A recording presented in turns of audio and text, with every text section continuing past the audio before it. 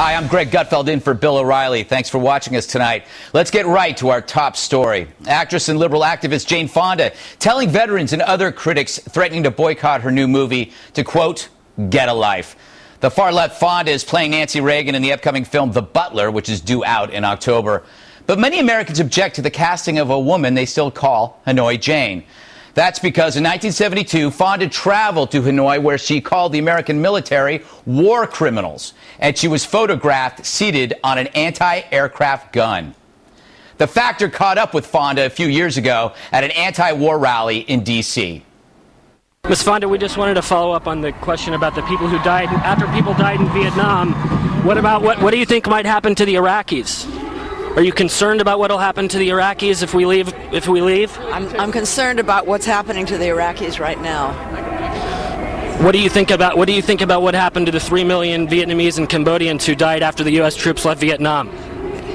It's too bad that we caused it to happen by going in there in the first place. Joining me now to react from Boston, Captain Pete Hegseth, a veteran of the Iraq and Afghanistan wars, and from L.A., Richard Walter, UCLA film professor. First, I'll go to you, Captain. Ms. Fonda claims she's going to be really fair to Mrs. Reagan. She promises no cheap shots. Should that ease your concerns? No, of course not. So suddenly she doesn't want to commit any cheap shots at Nancy Reagan, who she's portraying, and she better not, because America has a great deal of respect for that First Lady, as we should.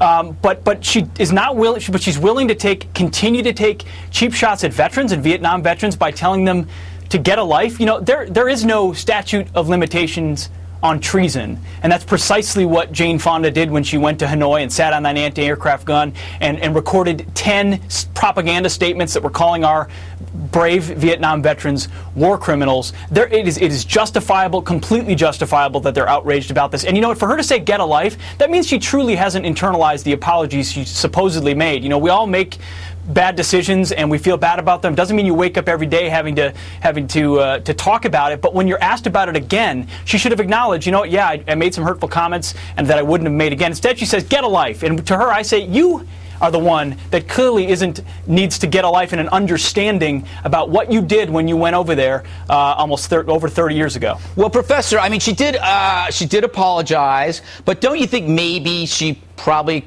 could have chosen some better words than get a life? Because it kind of raises old concerns about her hating America.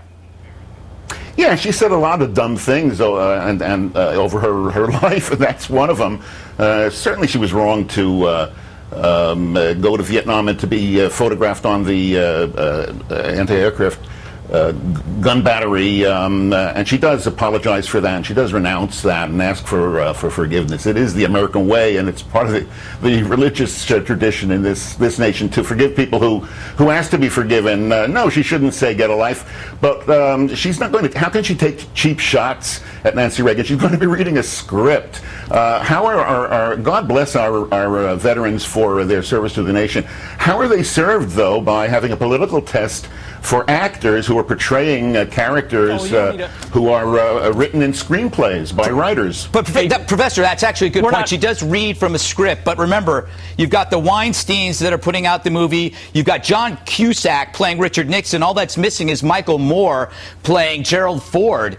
Clearly it comes from an ideology. I'm sorry, is that you, Captain?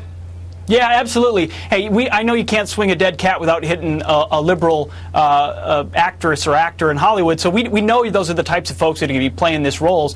And you know, yes, our country is always we all understand forgiveness and the need for it. And if you're going to be honest and earnest about asking for forgiveness about something you did wrong, then we will listen to that. But when you then later go get a life, you know, years afterwards, as if that angst about what she did still percolates, even though she was asked for forgiveness, that shows to me that maybe somewhere down deep she doesn't feel like she needed to ask for forgiveness. Like it really wasn't something that you know, was as bad as she claims she feels bad about it. All right. I just want to make sure to the American public, we don't advise swinging dead cats at people. We're a big fan of the animal kingdom. Professor, I got to ask you, I agree. I don't think your political roles should have any influence on what roles you take. You got to admit, though, that this had to be stunt casting, that the whole reason why she was cast as Nancy Reagan is to create this debate, to garner free publicity so shows like this talk about it.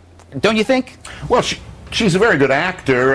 If it's true that this was provocative casting, and I suppose that it is, aren't the veterans playing into the hands of of Jane Fonda and the producers of the movie by focusing this kind of attention upon it? I think we all can agree she is a good actor. She does her job as an actor very, very well, and there's something to be said for people who admire Mrs. Reagan, that a confident and capable player was asked to portray her in this movie. Well, you raised another good point. I want to ask you, Captain, because, by the way, she is a good actress. I loved her in Barbarella. Captain, is boycotting the answer? Because even if let's say you find the casting weird and off-putting, are you playing into their hands by making a big deal out of it? In fact, Jane Fonda said that she enjoys the hoopla because maybe that will get more people to see the film. So in a way, are you taking her too seriously by paying attention when in fact maybe you should just say, you know what, she's past her prime, this is a waste of time? I certainly honor and respect the veterans and why they're upset about this, and I probably won't go see this movie myself. But at the same time, yeah, the professor's probably right that this increases the publicity around a film that not a whole lot of people are going to see anyway, because we know when Hollywood tries to play politics, no one shows up to watch it. So this is the kind of publicity a film like this wants. The outrage for me is the get over it comment or that, you know, get a life. To me, that underscores that she doesn't fully understand what it means with the treasonous actions she took and the outrage Vietnam vets have around what that meant to them in their service. There are 58,000 men in the ground in Vietnam who gave blood and don't have a life. And Jane Fonda was part of the reason their war was so difficult. Yeah, it's amazing how off-the-cuff remarks often reveal the honesty behind a public persona. I mean, she has apologized, but you can tell that underneath it's like she really doesn't take it that as seriously as everybody else does. All right, we got to go. Gentlemen, thanks so much.